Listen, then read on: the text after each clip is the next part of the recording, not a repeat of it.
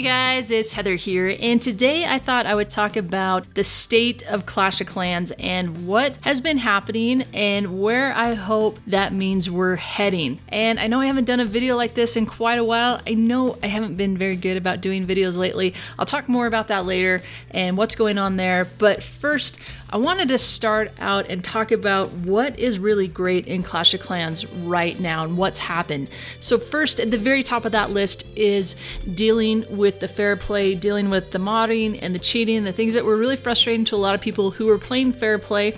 And I gotta think it was frustrating to people that were modding as well, because I think they probably got to the point where they felt like other people were doing it, so they had to do it to be competitive. I don't know. I feel like it's a really great thing where it levels the playing field for everybody. I know that means that there's likely been a lot of people who have quit the game or who have been permanently banned from the game, and just what's gonna happen. But it's really nice to know going into war that you really don't have that question in the back of your mind of, is this person cheating? You feel like you're going into each war as a fair play opportunity, and just it makes wars more fun again. The other big improvement that has been so nice for everybody is the improved speed time for army building, getting those spells and the expensive troops down to a much more manageable time sink. It's been really nice. It feels like the clans are active again, that people are on, that they're attacking more, there's more donations going on. It's not frustrating to come down to the wire in a clan war and feeling like, oh my goodness, I have to get an army cooked. It's gonna take me 2 hours to get this cooked. And what if somebody comes on late and they need a golem, all that kind of stuff. So huge improvement there. I think it can be improved even further.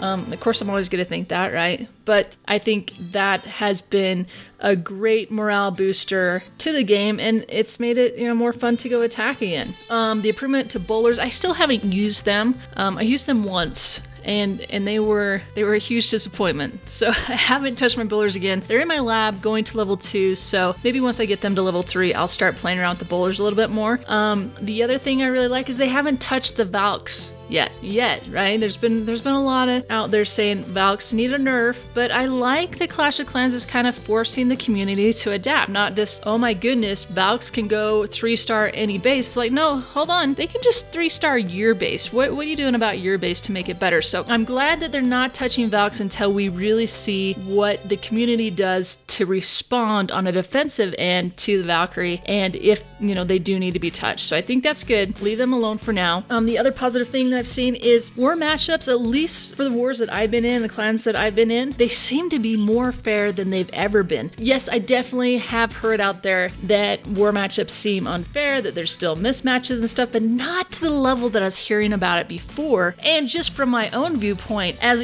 going in with the White Wells and being the only Town Hall 10, or maybe going in with one other Town Hall 10, we're not getting matched up against 8 other Town Hall 10s. There seems to be some balance there at the top, which is really, really nice. So I'm liking that. I'm liking war again. I'm liking, going in with a more fair matchup. It's pretty cool. Now, the only place where this is not true, where it does not hold water at all, is a 50 versus 50 match. Those are 100% unfair, like all the time. So unless you're going in with, 15 Town Hall 10s and 11s and, another 15 Town Hall 3s, then you're probably going to be completely mismatched against a clan that's imbalancing themselves that way. So stay away from the 50 versus 50, and I think everything's pretty good right now. And then the other thing that has been great is it seems like Town Hall 10 is really improving. We're getting some new toys to play with.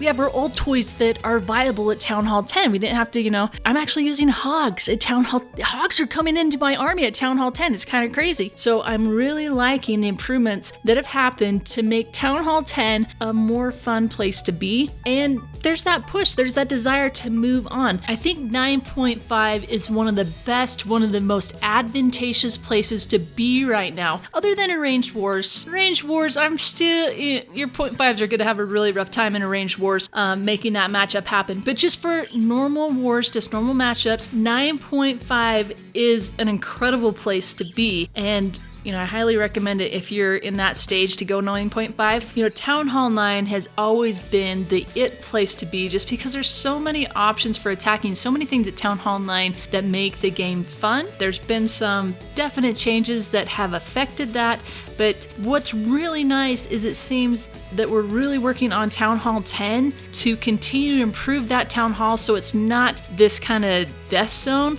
where everybody drops off and doesn't want to continue the game anymore. That Town Hall 10 is becoming a great place where there are more viable troops and more viable strategies. So yes, lots and lots of great things happening with Clash of Clans. Now, as great as things are, right, there are definitely things all of us would like to see in Clash. We have all seen how popular Clash Royale has become, and I think that Clash of Clans can take and capitalize on a lot of the things that are happening in Clash Royale, what makes Clash Royale great, and bring that into Clash of Clans and make Clash of Clans even better. I feel like Clash Royale has taken all of the best parts of Clash of Clans and taken all the parts of Clash of Clans that make players frustrated or where it becomes a time sink and improved upon those things and brought them into a game where everybody can go into it and feel like, hey, we're still a part of Clash of Clans, we're still a part of our clan, but there's all these things that are great about it and all these things that I wish Clash of Clans would do. And I think we need to see the reversal, see that brought back through for Clash of Clans to take things that are great in Clash Royale and bring them into Clash and have two awesome games. Because right now I'm playing both.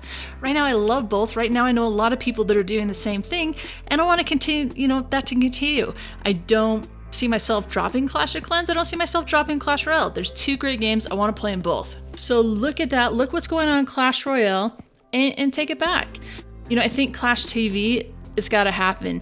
Sharing replays from outside of your clan, being able to see the viewers who are watching you live, being able to cheer your clanmates on as they're attacked, just more ways to build the community. Clash of Clans has a huge leg up on the community feeling, on the clan feeling versus Clash Royale, and I think they need to continue to do that, really capitalize on that, because that's really where it's at in Clash of Clans for me, is that community is relying on other players to be successful in Clash of Clans. Another thing that would be really nice to look at from Clash Royale and bring it into Clash of Clans is being able to do these training attacks for no loot, no loss, just the experience of attacking and being able to get a feel for your troops' AI and how your army works together, instantaneous army builds. And I know that there is concerns out there of making this a sandbox kind of thing. And if you had it, you could attack your own base or, copy your clanmate's base and attack it. The issue with that would be, are you training up to attack an enemy's base in war that you've looked at and kind of tried to figure out and then copy and do it? Yeah, so there's issues with that, definitely, but there's got to be a way that we can do these kind of training attacks that people can get better at playing Clash of Clans without having to spend so much time in between doing actual attacking. So maybe there are just, set bases that you can go and practice against. That would be a good way to do it. And it would be really nice too, when you have your favorite army compositions, that you could save them and then just have it set to cook. Anything to improve the quality of life of the game. The less buttons we have to press, the better. One of the big ideas out there that they've talked about, we're all talking about, would all love to see happen, especially that you're seeing the tournaments happening so much with Clash Royale and people being able to arrange these tournaments. We got to see the tournaments happening in Clash of Clans. If that means we need to have some kind of league-based system for war clans, whatever needs to happen, tournaments is where it's at. Now that we have the fair play issue taken care of, which seemed to be, in my mind, the big, hold up for tournaments, I'm really hoping that soon we're going to see some kind of tournament system rolled out into Clash of Clans. Along with that, what I'd really like to see is just any tools that we could have, just some simple tools to help with arranged wars. Now, if that goes along the lines of being able to give two clans the ability to determine if their matchup is fair, where, both clans agree to kind of measure each other up easily so we can get rid of all these spreadsheets and be able to figure out if our match is actually fair, get a little feedback from within the game saying, yep, you're good to go, or nope, this is completely imbalanced. Being able to know your overall matchup numbers, your defensive and offensive number in your profile, even if you're the only one that can see that, that would be really nice to see a person's number and what they're bringing in, and we can make that matchup happen so much easier than trying to measure out how much gold is in a person's storage during war day and then trying to, figure out how that weighs in with the offense, because that gold storage has absolutely nothing to do with the offensive numbers, just something so we could get our fair matchups and have these really fun arranged wars that,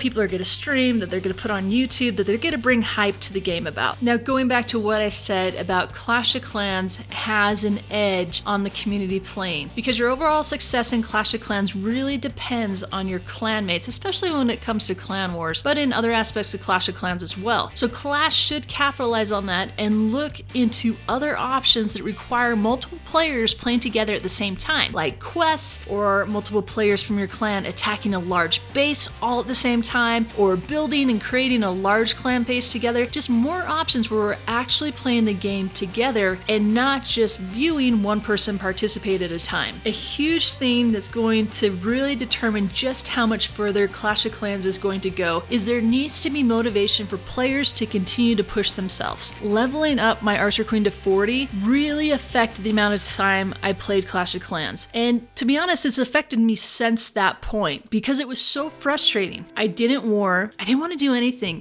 There wasn't really a reason to go on Clash of Clans. I can't really farm well without my Archer Queen. I definitely can't do war. And I can't continue to just spend gems every week to get my Archer Queen to wake up. And I did. I spent a lot of gems to help speed it up, but it just took way too long. And I felt like it was necessary. Like I needed to get that Archer Queen to 40 to be competitive. And I gotta be honest though, if I didn't have you guys, if I didn't have my clans, I honestly question if I'd still be playing Clash today after doing that. And for those who don't have such an overwhelming, strong, and positive reason to keep playing, and they were to do that, and they see that daunting task of getting their heroes to level 40, what does that do for them? Where do those people go? Are they still playing? So I have to wonder, I definitely don't have any of the stats on that, but I have to wonder if when people reach a certain point in Clash of Clans and they're just, moderate spenders like me, what does that do for them? Are they still out there playing? Is it get to the point that everybody who's playing Clash of Clans is playing Clash of Clans because they've spent too much money on it not to? And sometimes I have to wonder if that's even going to be a big enough reason for people to continue to play. And yes, it's not fair to those who've spent money and spent all the time to get their heroes maxed, and those people that have had to sit out of all those wars because they didn't have a queen, or because they're unwilling to gem 5 to 7 days of time. So it's not fair then for everyone else to get a pass on that and not have to go through that either. But on the other hand, coming from someone who did that, someone who did get their Archer Queen to level 40, I'd rather not see other players go through that process too. I'd rather have more competitive people to play against. So I don't know. I can understand this is a business first. It has to be. If it doesn't make money, then it doesn't exist. It's just the way it is. But I wonder how many people are out there gemming 5+ days of hero time for each war just to participate in war. I think, gemming 1 day of time is very common. Yeah, I did that a lot. I would get to, close down to about 1 day left and I'd gem it and get in war. But I wouldn't gem so much time. I never gemmed 5 to 7 days. So simply based on myself and the clanmates that I've talked to, and assuming that the statistics align with my very minuscule pool of statistics, I would have to assume that as much, if not more money could be made from people gemming hero upgrade time if it took a maximum of 3.5 days to upgrade a hero and still manage to keep people playing the game and participating in clan wars. So I don't know, I think 7 days for each hero level is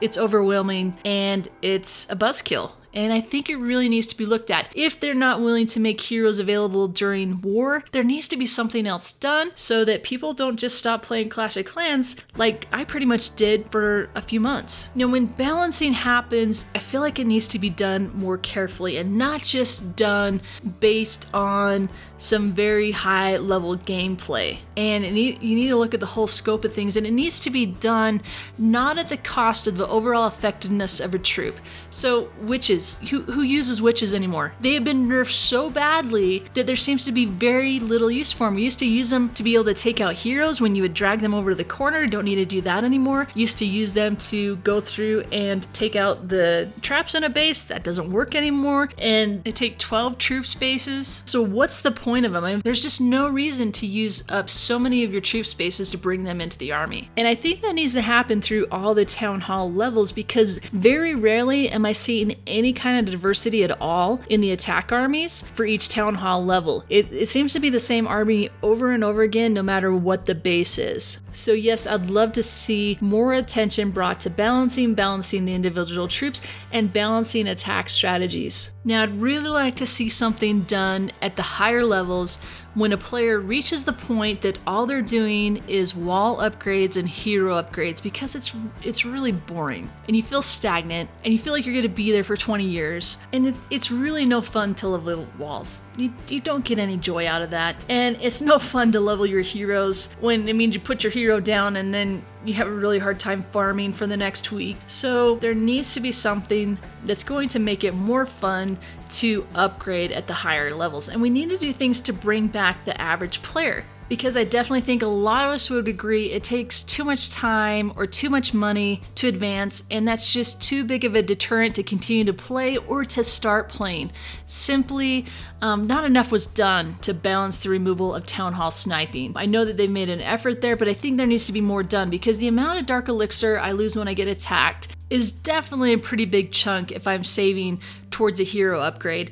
And what I get back from the loot cart basically covers my cost to refill my Inferno towers. So I'm losing way more loot than I ever had before, and I'm not getting it back. And my Town Hall 9 accounts that I have, they're completely stagnant. I cannot be a casual player and continue to advance on any of those accounts. You have to be a person who's attacking every day and doing more to be able to advance and be able to, do these high cost upgrades, when once you get your storages near full and you're losing a huge amount every time, you just get stagnant. You can't go anywhere and they become abandoned. And that's what's happened to my accounts. I hate being negative. Here's a game that has done so many positive things for me personally and for those around me, and I just don't like being negative at all. And the last thing I want to do is be an instigator for those who are listening to my videos and for them to feel negative about something that they enjoy too. So take this as a destination I would love to see the Clash team continue to move the ship towards. But that doesn't take away from the overwhelming positive movement we've seen in the game recently. It's just an encouragement of my voice out there, like, hey, you're doing awesome. Let's keep pushing this way. All right, let's end it, because this has been a long video, a lot of rambling. Hope you enjoyed listening to it. I would absolutely love to hear your feedback and what you think about Clash of Clans and where you would like to see it go. So leave a comment down below. Be sure to follow me on Twitter too. That's the most up to date with things that are going on with me and what I think about Clash of Clans. Clash Tutor on Twitter. We'll love to tweet back and forth with you there. Now, I know I've been getting a lot of comments about, where are you? You haven't done a video for a while. And all I can really say is, wow, I'm sorry. I would absolutely love to be doing more videos. I look at the number of subscribers I have and I'm like 10 subscribers away from 70,000, and it's overwhelming. And I feel like I don't deserve it. And I think it's amazing that you guys are subscribed to me and that you care about my content and that you want to see more videos from me. And I feel guilty that I'm not putting more out, because there is absolutely nothing I would love more than to do more of these videos. And maybe at some point I'll invite you guys into my personal life and what's going on, and maybe it all makes sense then, because this is what makes me happy, and I love interacting with you guys, and you're amazing. I look at it and I just think 70,000 subs, it really isn't a huge deal, because you see all these people out there with more subscribers, and there's people who've done so much more and are so much better at this than I am. I don't think I take the time enough to thank you guys for making this possible, for making this such an enjoyable part of my life. And I'm going to continue to work really hard. I'm going to continue to try and do everything I possibly can to get more content out for you guys, because if I can do that and it adds joy to your life and it's something you look forward to, then that is all the motivation that I need. All right, guys, I'm going to leave it there. I promise you I will be back again with another video, and I'll catch you next time.